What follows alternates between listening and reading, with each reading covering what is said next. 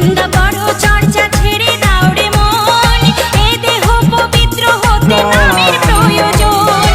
গোপাল বলে চলো একবার বৃন্দাবনে যাই, জীবন ধন্য হবে ভাই হরি নামের মহিমায়, জীবন ধন্য হবে ভাই হরি নামের মহিমায়। হরি নাম ছাড়া জীবের কোনো গতি নাই, দুহাত তুলে সবাই মিলে হরি বলো ভাই।